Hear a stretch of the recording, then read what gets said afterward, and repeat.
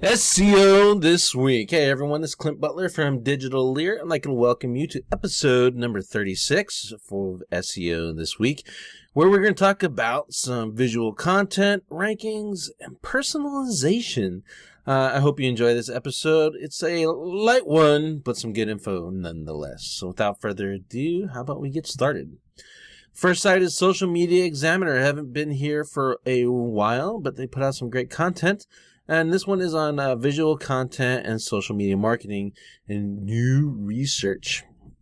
Basically what this post is a roll-up of some surveys that were done, and then talking about how to use visuals, i.e. images, graphs, tables, videos, etc. for your marketing. They also add a live video and podcasting. I don't know if podcasting would be so much visual unless, of course, you're using a video type podcast. But nonetheless, it's in there. And I think there's some interesting information here. There are some improvements I would make to it. Personally, there's a lot of data in here. It's kind of mishmashed. So I would make this one big infographic and kind of practice what you preach in that case. But there are some interesting statistics, and I think what you could do is take this and use this for your presentations, especially if you're doing some content marketing for your business or for a client. Take the information and kind of guide you in which way you want to go. So when you look in, let's say data visualizations, 25%, those are graphs, diagrams, flow charts, tables, those kind of things. Those are all fit into data visualizations, and even infographics can be a data visualization. So I would roll that original graphics, i.e. the infographics and the data visualizations together, and you kind of come up with a bigger number of 65, almost 70% of what people are using right now. And then you say videos and presentations and stock photos. Stock photos, I think everyone uses images at one point or another, so that might be a little tweaked, if that makes sense. But the videos and presentations, I highly encourage pretty much everyone to do that. Plumbers to lawyers to xylophone repairmen can take advantage of video and add that extra element to their websites. And then it's another point of reach. So if you're putting the video on YouTube and then you put that video on your website and then you put that video on Dailymotion, Vimeo, etc., there's more places for your brand to reach customers who might be looking on those particular platforms. So I would take advantage of that as well.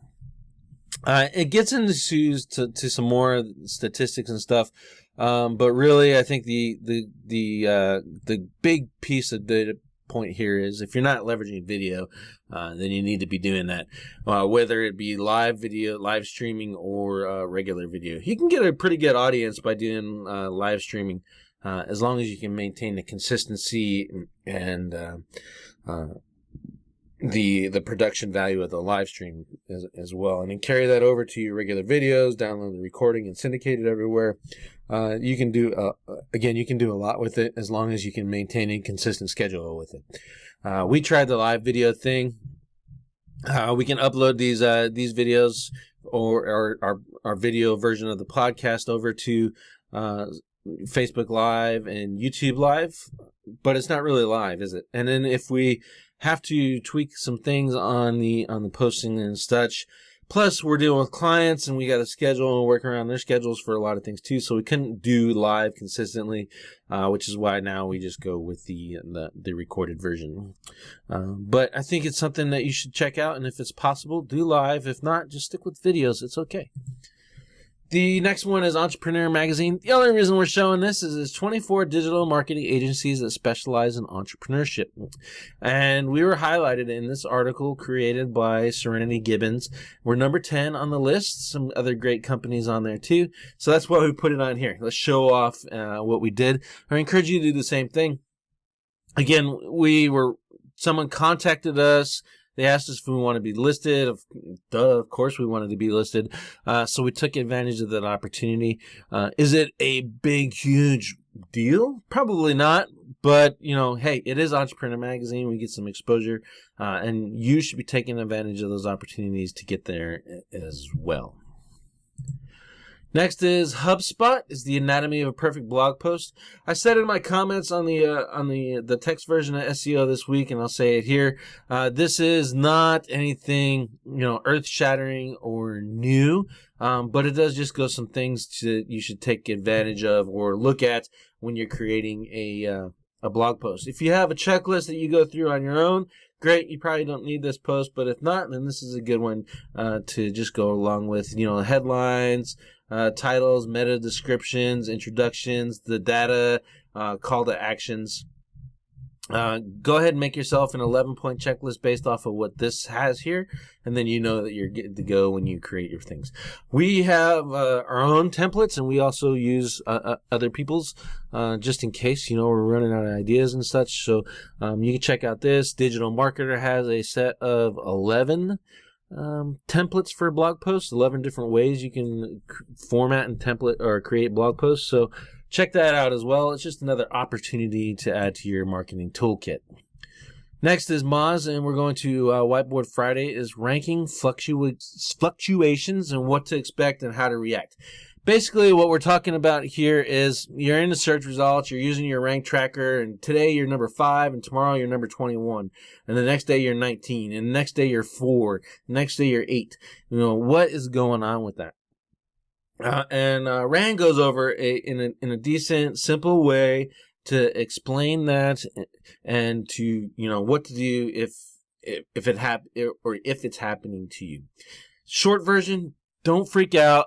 It's normal, especially if you're not in the top 5. And even in the top 5, you're going to see some fluctuations. It's a big word for me today, my big word day. Just go with the flow. Again, we look at, as a digital agency, or we're looking at search results or search rankings or rank tracking reports every day. As a business owner, I recommend you don't do that. I would go with maybe once a week. Start your Monday off with some good news or maybe some bad news, and then don't even bother with it until next Monday. And at the worst, just go with what we do with our clients is we show monthly reports. Here's what we did. Here's where we're going. And here's where you are right now. So I would check that out as a best practice. Next is RazorSocial.com. It's 4 LinkedIn tools that will change the way you think about LinkedIn. This is actually a good list of tools. Again, it's only 4. So Duck Soup, we use it. It's a Chrome plugin. It's pretty easy. There's a paid and a free version. We use the free version. We did switch over to another one called Social Lead Machine, and you can find that in the Google App Store. It looks like this, Social Lead Machine, and it's a good tool as well. It does pretty much the same thing as Duck Soup does, maybe a little bit more. And then there's another one that you can set up. I'd have to research the name for it right now. I don't have it on the tip of my tongue. I'm not using it actively right this moment, but you can actually send messages and all that kind of stuff with that one too. Nimble is okay. We've tried it out. Wasn't really a fan just because of the UI didn't fit what we were needing. Lead Grabber Pro, we haven't seen this one yet. I definitely want to try this one out for our business and see if we can get some more leverage out of LinkedIn. And then finally, there's the Sales Navigator in the LinkedIn system itself. There used to be a Pro version of LinkedIn. You sign for LinkedIn Pro and you get all these features, but now you have to use Sales Navigator to get these features. The difference is Pro, you get access to lynda.com, and then Sales Navigator, you get access to this. I wish that they would actually, if you're going to pay for Sales Navigator, you get the lynda.com too. So I got to reach out to them and see if we can figure out the difference between the accounts and stuff. So probably going to have to upgrade us so we can get to the Sales Navigator features, because right now we're just on the Pro. Next is a search engine land, Google Attribution, what search marketers need to know. This is a new service tool released by Google. It used to be Attribution 360, and now here's the free version. The kicker is, if you want to check it out and try it out, is that you need 15,000 clicks and at least 600 conversions within the last 30 days. So if you got a brand new site, that's probably not going to do you any good. If you're in a market that just doesn't generate that much traffic, then you're probably not going to be this is probably not going to be useful to you. However, if you're in a high traffic site and you're in e-commerce, I get this and plug it in and take it to learn it. Obviously, there is going to be a little bit of a learning curve to see how things are working, how things are set up, but it's still valuable to you. We're certainly going to check it out for our e-commerce clients.